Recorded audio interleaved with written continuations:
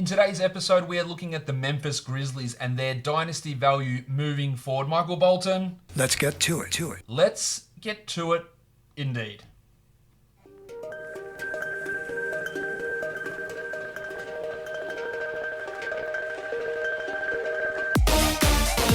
You are Locked On Fantasy Basketball, your daily fantasy basketball podcast, part of the Locked On Podcast Network, your team every day. Hello and welcome to the Locked On Fantasy Basketball podcast brought to you by Basketball Monster. My name is Josh Lloyd and I am the lead fantasy analyst at basketballmonster.com and at Yahoo Sports Australia.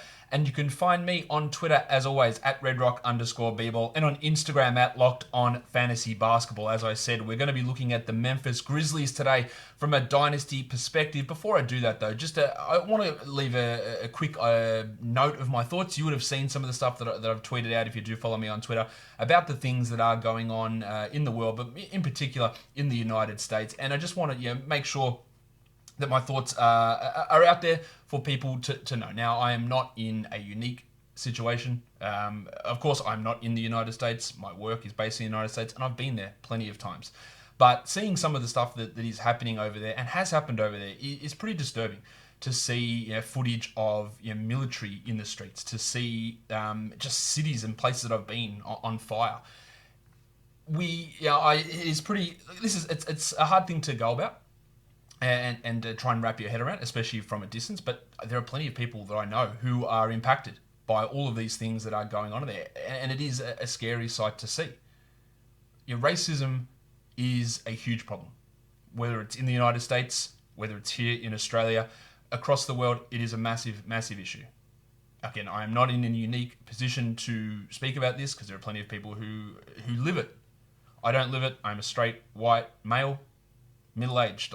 I know this. I know my perspective comes with privilege. My partner is black. So I do see the impact that discrimination, racism, whether it's overt racism, casual racism, systemic racism, which is probably the worst of all, how can have an impact on a person and a group of people. And that stuff, it needs to change.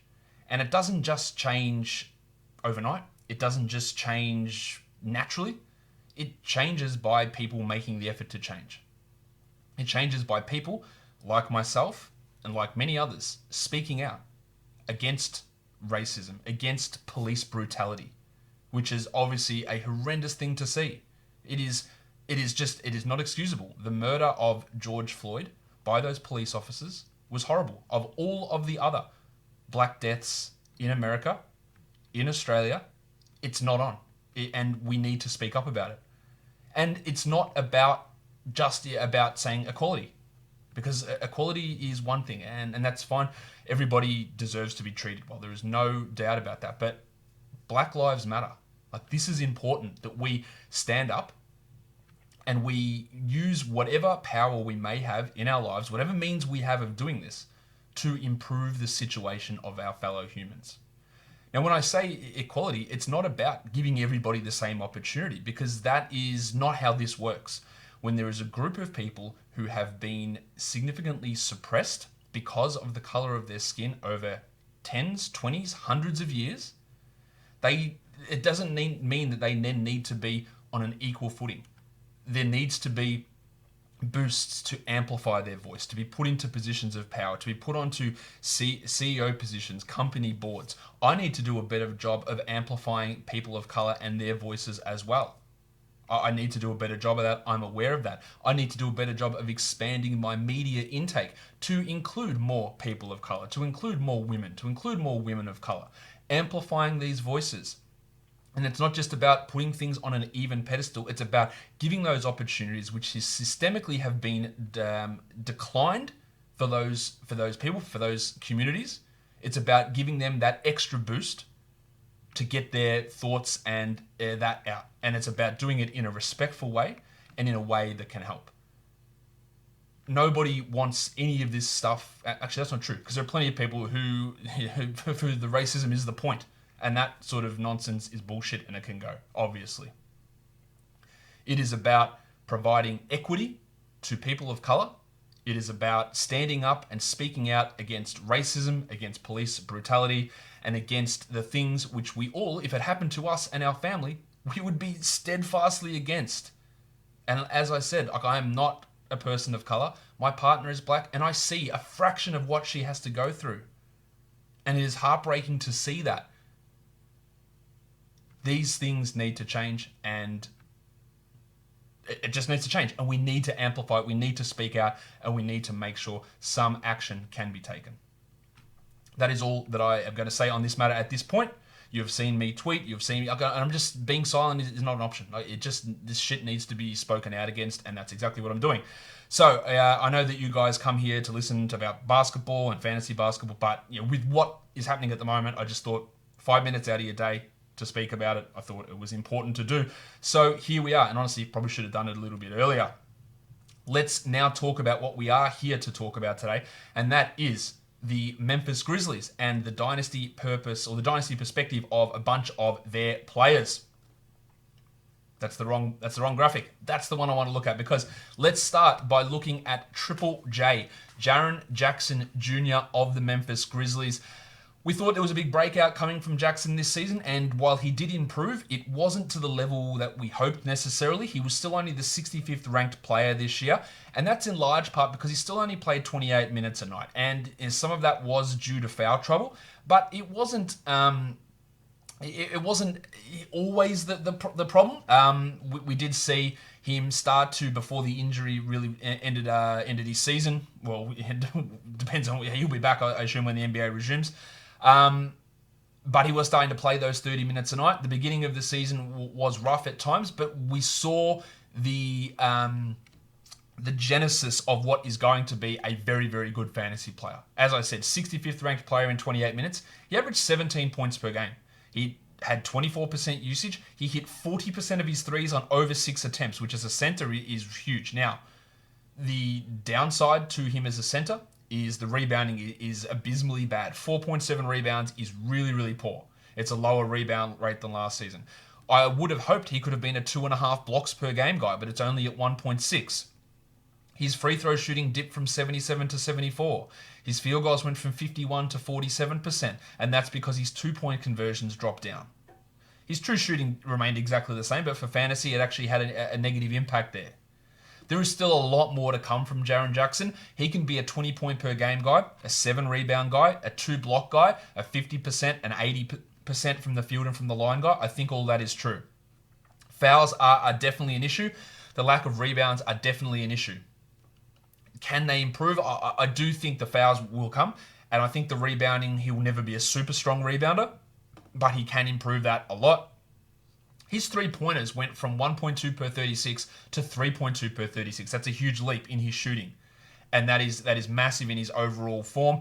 I think he's still a bit of a buy low in dynasties. I think he can be a top 20 guy, top 25 guy in the next 3 to 4 seasons, and that's how I would be viewing Jaren Jackson when we're looking at his fantasy value moving forward. Now, I do have to tell you guys about one of the most useful apps on your phone, and a great way of being able to get great non-fiction information into your brain, and that is Blinkist. It takes the key takeaways, the best takeaways from a bunch of non-fiction books, whether that takes you 4 hours, 6 hours, 7 hours to read that book. 15 minutes is all you get out of Blinkist. It takes all of those key points and really condenses them down so you don't have to waste your time with superfluous fluff. If you need to improve your life, if you want to get better in business, Blinkist is a great way of getting more of that information into your brain. You can get a book like Upheaval, Turning Points for Nations in Crisis by Jared Diamond, which seems really apt for the current state of affairs in the world at the moment. 15 minutes, bang, you've got it. The 4-Hour Workweek by Tim Ferriss, bang, you've got it. And with Blinkist, you get unlimited access to read or listen to a massive library of condensed non-fiction books. All the books you want, all for one low price. And right now, for a limited time, Blinkist has a special offer just for our audience. Go to Blinkist.com/NBA. Try it free for 7 days and save 25% off your new subscription. That's Blinkist, spelled Blinkist. Blinkist.com/NBA to start your free 7-day trial. And you'll also save 25% off, but only when you sign up at Blinkist.com/NBA. Also, got to tell you guys that Built Bar, you've packed on the pounds in quarantine. Who hasn't? Hey, maybe some of you haven't, but if you have, You need to get back in action, back lifting weights, back exercising, and Built Bar is a great way to get that necessary protein into your diet. I have 16 amazing flavors. 8 of those are nut-free, which is great for those of you with allergies, but all bars are covered in 100% chocolate. Built Bar is the best tasting protein bar that you can find. Absolutely fantastic. It tastes just like a candy bar, not like those other fake sawdust imitation protein bars that you get out there. High protein, low calories, great taste. It is the perfect combination for a protein bar. The Mint Brownie protein bar, 15 grams of protein, just 110 calories and 4 grams of sugar. A fantastic nutritional profile for Built Bar. So if you go to BuiltBar.com and use the promo code LOCKEDON, you'll get $10 off your first order. Use the promo code LOCKEDON for $10 off at BuiltBar.com. Let's talk now about the next player on this list, and that is Ja Morant, who was really, really good this season. There's no denying that. He was, interestingly, only the 3rd ranked Grizzly in fantasy value this season, 74th, behind Jackson and behind Jonas Valanciunas. Still only 21 years of age. In fact, he's actually older by about a month than Jaren Jackson, which is pretty wild. 30 minutes for Ja, 18 and 7. He hit a 3 a game, 49 and 77%. So where are the real key issues there? Now, let's talk about what we worried about him coming into the NBA. Would he be able to shoot from 3? And he's hit 37% of his threes. That's great. He just doesn't take them. 2.4 attempts per game. So can he turn 37% three-point shooting to 37% three-point shooting on 6 attempts per game, like Jackson? And instead of giving us 0.9 threes, he gives us 2 threes. He already averaged 18 points. He's very easily going to be a 20 and 9 sort of a player. Under 7 assists per game, that can easily jump up. Defensive stats, and that was a worry with Morant. Would he be good defensively? At the moment, no. We thought he'd be a better rebounder than he was. He only struggled there, 3.5 rebounds per game. He needs to get the 3-pointers up. He needs to get the steal numbers up. Free throw attempts, already a positive. Efficiency overall, already a positive. So big positives there for him, but only taking 17% of your attempts from 3 is something that needs to change. He needs to take more of those, and that's going to get him to the next level. Do I think he can be a top 25 guy at some point? Yes. Would I value Jackson over him? Probably. If we move forward, I think I would look at Jaren as a slightly elevated player in Dynasty, but the general consensus is going to be that Morant is significantly more highly valued than Jackson, and that's where you take advantage in a Dynasty trade marketplace of who you're buying and who you're selling and who you're getting in and the price you have to pay for those guys. I think Ja's going to take a big step forward. He only played 30 minutes a night. He'll be at 33 next year, I would guess. He'll be a 20-point per game guy. He'll get 8 assists. Can he go from 1.2 threes, which is what I project he would be at his current rate, up to 2.2 threes? Like, if he can do that, then we're talking top 25 easily. And can he do that while maintaining efficiency? The free throws need to improve a bit. I don't ever think the steals are going to come in big bunches. I don't think that's something we look at, but he needs to get better at rebounding as well. And he needs to get those 3-point volume up. But obviously a really, really strong start for Ja. Almost sort of where we expected him to finish at number 74. This is about the area. And then taking that leap to be a top 40 guy, I'd say at minimum next season, and then pushing into the top 20 in the couple of seasons to come after that. The next player that we take a look at here is Brandon Clarke, who, despite playing just 22 minutes a night, is the 106th ranked player in fantasy. I had him at the beginning of the season as my 4th ranked player in Dynasty Leagues. I said that if he could get himself a 20-minute-a-night role, he'd be a standard league fantasy player. Both of those things have proven correct. 12 points, 6 rebounds, half a steal, half a 3, 0.8 blocks on a ridiculous true shooting of 67%. What we have to realize, though, with Clarke is that the fantasy value so far has come realistically from one category, field goal percentage. Now, that is real because he was an excellent efficiency player in college, and it's translated now. One of the best floater range runner type shooters, finishing around the rim, fantastic. He's hitting 40% of his threes. Now, it's on a small amount. Only 13% of his shots are coming from 3, which is 1 attempt per game. Can he ramp that up? That's what he'll need to do. The 2-point finishing, 65%, I actually think that's relatively real. And I think that can stick. But we do have to look at it and look at what he's doing and look at the production here and go, well, it's all well and good to be the 105th ranked player, 106th, but it's on the back of one category. Long term, can him and Jaren Jackson be a future starting pair? I think absolutely that is what the Grizzlies are envisaging. And if he plays 30 minutes a night, he will be the top 50 guy without doubt. He did not translate his insane defensive stats from college to the NBA. And often that can take 2 years or so to come across. And that, if that comes across, along with the already translated efficiency, and then the more minutes that come, he'll be a top 25 player. I think the likelihood of him getting there versus Jackson and Morant is lower. And again, we just really have to be wary that the value is coming from that one category, and that's field goal percentage. And I think that will stick. I think he'll consistently be a 60% field goal guy. Can he bring more to the table? Can he go from 12 points to 18 points? It's a big jump. Can he hit a 3 a game? Can he get 8 rebounds? And can, more importantly, he get 2 blocks and a steal? Because that's his upper level. And if he gets to that, along with the efficiency, along with his monster true shooting, I wouldn't be surprised if he has a 70% true shooting season at one point. Then he can be a top 30 guy. So a ton of value for Brandon Clarke as we move forward, but a little bit of buyer beware that, a lot of that's coming from field goal percentage, and he's already 23.5, so not the youngest of players that is out there. Let's go on to the next guy. That is De'Anthony Melton. I talked about him in my point guard free agency podcast the other day because he is a restricted free agent coming up. 167th this season Melton was. He played under 20 minutes a night, 8 points, 3.7 rebounds, 3 assists, 1.3 steals.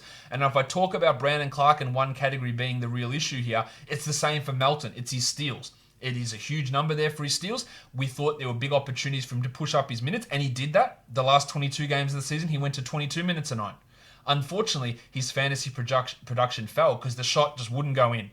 38% from the field, 32% from 3. He couldn't finish from 2-point range, and that was the concern from him in college, is where is the shooting? Is the shooting going to be anywhere close to real? And so far, it has not been at all.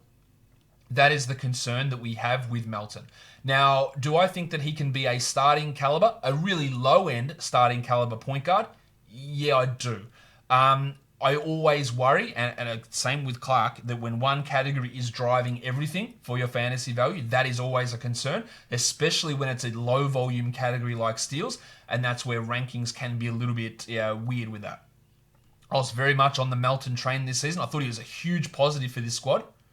But the numbers just never translated and the shooting fell off considerably. Can he have top 100 seasons? Yes, I believe he can. The free throws already have improved this season and he was more efficient this year, even though it did fall off. Where that fits alongside Ja Morant remains to be seen. I would love to see him get more of an opportunity than, say, a Dillon Brooks, who's a real just usage hole. But I think we do have to be wary about what Melton is, and is he just a Dillon Wright type of player who looks good, and the idea is probably better than the execution, and I think there is a worry with that with Melton. But still, I think he can have at least a top 120 season, probably a top 100 season, but pushing higher into that to become an absolute out-and-out star, I'm not really sure that's where we're going to be with De'Anthony Melton. Got to tell you guys about a new sponsor that we've got as well. With the ever-increasing number of makes of cars and models of cars, it is actually impossible for your local traditional storefront chain auto shop to stock all the parts that you need. You go in there, the bloke will have to order what part you need. You type in his computer, that'll be 3 or 4 weeks. You can just do that yourself, and you can do it yourself with rockauto.com. You have a computer. Geez, you've got a computer in your pocket with your phone all day, every day. If you want to get into fixing your own car, ordering your own parts, rockauto.com, you can get those parts sent to you directly, and you can do it at a fraction of the price. We are talking about significant discounts. A part that you'd buy in a chain store, 30, 50%, 100% discount sometimes. You got this Honda Odyssey part, $354. On Rock Auto, $217. Absolutely ridiculous. It is a family business serving auto parts customers online for 20 years. If you go to rockauto.com and make a purchase and tell them, where did you hear about us? Tell them that Locked On sent you, and they will, hey, that helps us out and it helps you out. Save that money, do some work on your cars, and don't pay those exorbitant markups for no reason. Let's go on to the next guy on this list, and that is the aforementioned black hole, Dillon Brooks. Dillon Brooks is a player who I didn't particularly like. Heading into this season, he had a strong end to his rookie season. His second year was marred by a toe injury. He really struggled, but then he pushed back into a larger role. He played 29 minutes a game, but I think that when I tell you about where he ranked this season, You'll be surprised because he's the 165th ranked player. And there'll be many of you, well, I know Dillon Brooks, he scored a ton of points, he was really, really good, and was he? And the answer to that is no. He did score 16 points per game. Absolutely bang on a neutral fantasy value, an average number. He hit 2 threes a game, which is a positive. Low rebounds, low assists, no steals, 40% from the field, 81% from the line is pretty strong, but it's on low attempts. And we saw a really, really hot start from the season from Brooks, and then it fell off unbelievably. His last 24 games, he still played 29 minutes a game, but the 211th ranked player. He scored 16 points per game, and the usage was up at 27, but the true shooting was down at 48%. He got less assists, fewer assists, actually, that's better English, lower steal numbers, didn't get rebounds. Like, what he is a volume scorer who doesn't do it all that efficiently, and in the end, that sort of a player does not last long-term in a big role.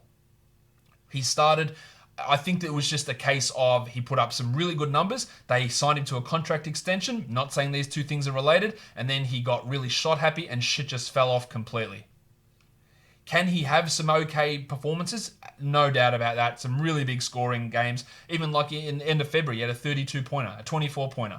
And then he goes out and has 13 points on 17 shots. And he's just taking way too many shots. And for this team to become good, those shots need to go to Jaren. They need to go to Ja. They need to go to any other players coming in and not Dillon Brooks. So I would be looking at him as a player that I would guess that he never has a top 100 fantasy season, despite the, allure of him being a good scorer. Because he's a good scorer, he's not a good shooter, he's not a good efficiency player, and he doesn't do too much else. And that's always a worry for me when looking at players and their value as we move forward.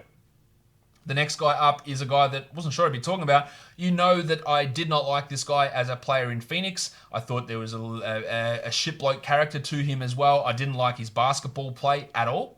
And I think that's panned out. He was a disaster in Phoenix.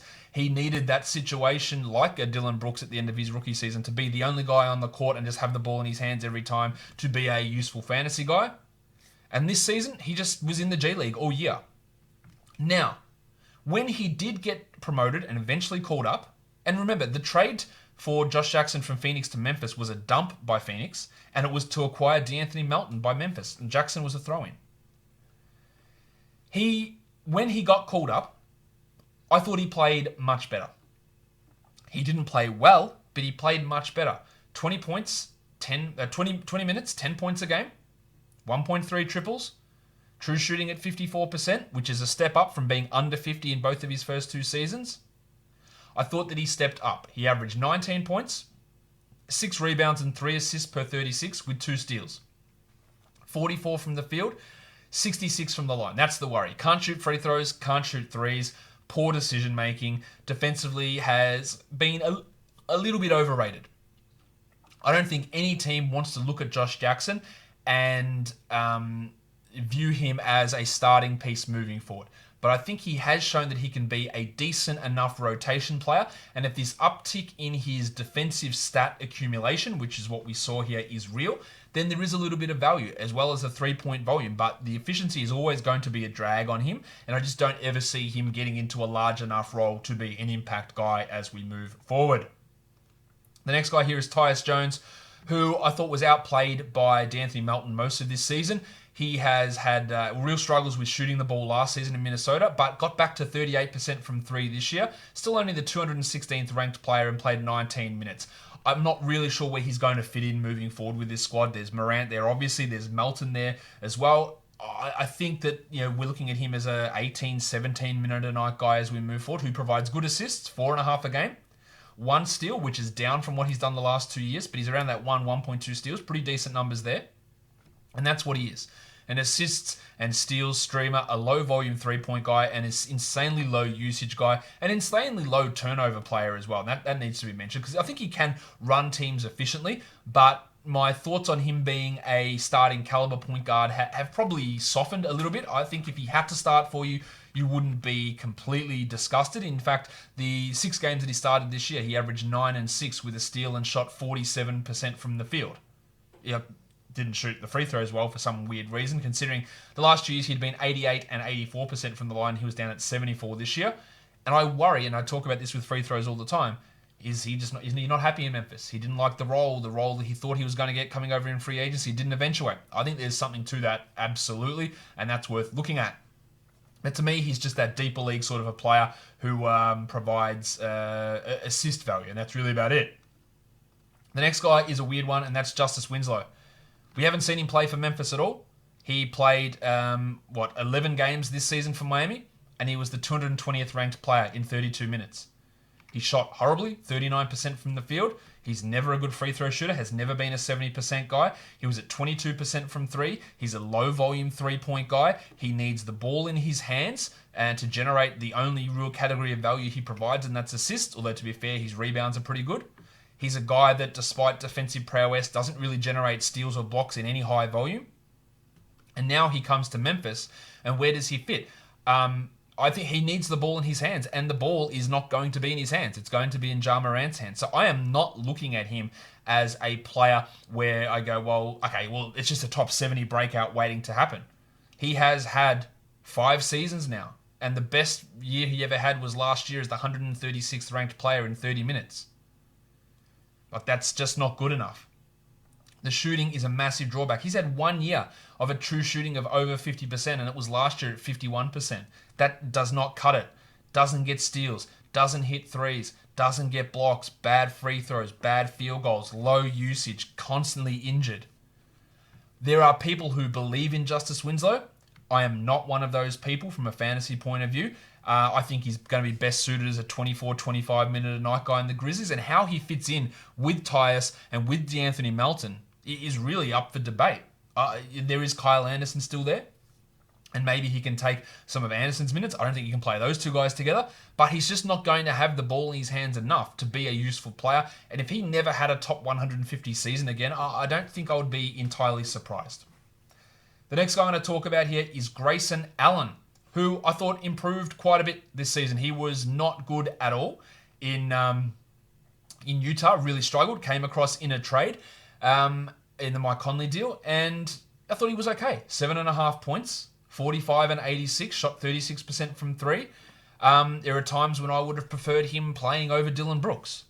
But again, there's just a lot of shooting guards on this team in that combo guard sort of combination that I'm not really sure where he fits long term. He's one of those guys that I fear is just going, well, not a fear, because he can be a real shit bloke at times. So, hey, if that's what ends up happening, that's what ends up happening.